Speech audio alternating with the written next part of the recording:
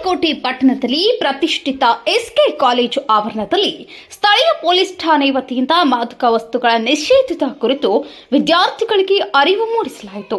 ಬುಧವಾರ ಕಾಲೇಜಿನ ಆವರಣದಲ್ಲಿ ನಡೆದ ಕಾರ್ಯಕ್ರಮದಲ್ಲಿ ಮುದ್ದೇಬಿಹಾಳ ಸಿಪಿಐಯವರು ವಿದ್ಯಾರ್ಥಿಗಳಿಗೆ ಮಾದಕ ವಸ್ತುಗಳ ಸೇವನೆಯಿಂದ ಆಗುವ ದುಷ್ಪರಿಣಾಮಗಳು, ಸೈಬರ್ ಅಪರಾಧಗಳು ಹಾಗೂ ಸಾಮಾಜಿಕ ಜಾಲತಾಣದ ದುರ್ಬಳಕೆ, ಪೋಕ್ಸೋ ಕಾಯ್ದೆ, ಬಾಲ್ಯ ವಿವಾಹ, ದ್ವಿಚಕ್ರ ವಾಹನ ಸವಾರರು ಅನುಸರಿಸಬೇಕಾದ ರಸ್ತೆ ನಿಯಮಗಳು ಮುಂತಾದವು ಮಹತ್ವದ ವಿಷಯಗಳ ಕುರಿತು ಮಾಹಿತಿ ನೀಡಿದರು.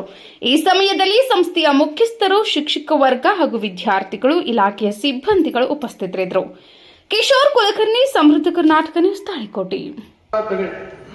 ಸೈಬರ್ ಅಪರಾಧ ತಡೆ ಅಂದ್ರೆ ಆನ್ಲೈನ್ ಮೂಲಕ ಆಗುವುದು, ಮೊಬೈಲ್ ಮೂಲಕ, ಇಮೇಲ್ ಮೂಲಕ, ನಂತರ ಇತ್ತೀಚೆಗೆ ನೆಟ್ವರ್ಕ್, ಫೇಸ್ಬುಕ್, ಇನ್ಸ್ಟಾಗ್ರಾಮ್, ವಾಟ್ಸಪ್, ಇನ್ನು ಇತರೆ ಏನೇನಿದಾವೆ ಅದರ ಮೂಲಕ ಎಲ್ಲ ಈಗ ಅಪರಾಧ ಮಾಡ್ತಾ ಇದ್ದಾರೆ.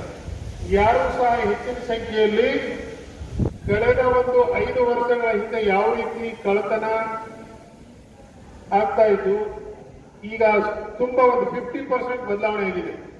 ಸೈಬರ್ ಅಪರಾಧ ಅಂದ್ರೆ ನಿಮ್ಮ ಹಣ ಮೋಸದಿಂದ, ನಿಮ್ಮ ಸ್ವತ್ತನ್ನ ಮೋಸದಿಂದ, ನಿಮ್ಮ ವಶದಿಂದ ಬೇರೆ ವಶಕ್ಕೆ ಆನ್ಲೈನ್ ಮೂಲಕ ಹೋಗಂತ ಒಂದು ಅಪರಾಧ ಇತ್ತೀಚಿನ ದಿನಗಳಲ್ಲಿ ತುಂಬಾ ಹೆಚ್ಚಿನ ಸಂಖ್ಯೆಯಲ್ಲಿ ಆಗಿದೆ. ಅದಕ್ಕೆ ನೀವು ಮಾಡಬೇಕಾಗಿರೋದೇನಂದ್ರೆ ಅದರಲ್ಲಿ ಕನಿಷ್ಠ ಮೊಟ್ಟ ಮೊದಲನೇದು ನಿಮ್ಮ ಮೊಬೈಲಲ್ಲಿ ಏನಿರ್ತದೆ ಆ ಆ್ಯಪ್ ಬಗ್ಗೆ ಸಂಪೂರ್ಣ ನಿಮಗೆ ಮಾಹಿತಿ ಇರಬೇಕು.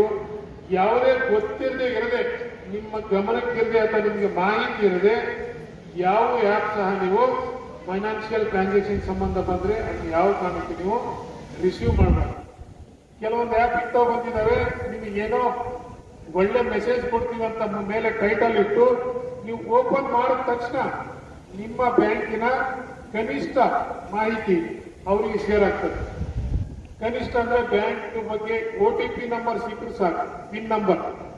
ಇದು ನಿಮ್ಮ ಅಕೌಂಟ್ ಇಂದು ATM ಪಿನ್ ನಂಬರ್ ಸಿಕ್ಕರೆ ಸಾಕು, ನಿಮಗೆ ಆನ್ಲೈನ್ ಮೂಲಕ ಅನೇಕ ವಿಧದಲ್ಲಿ, ಅನೇಕ ರೂಪಗಳಲ್ಲಿ ನಿಮ್ಮ ದುಡ್ಡನ್ನು, ಅಕೌಂಟ್ ಅಲ್ಲಿ ಇರ್ತಕ್ಕಂಥ ದುಡ್ಡನ್ನ ಮೋಸದಿಂದ ನಿಮಗೆ ಗೊತ್ತಿರದಾಗೆ ತಗೊಳ್ಳುವಂತ ಒಂದು ಅಪರಾಧ ಇತ್ತೀಚಿನ ದಿನಗಳಲ್ಲಿ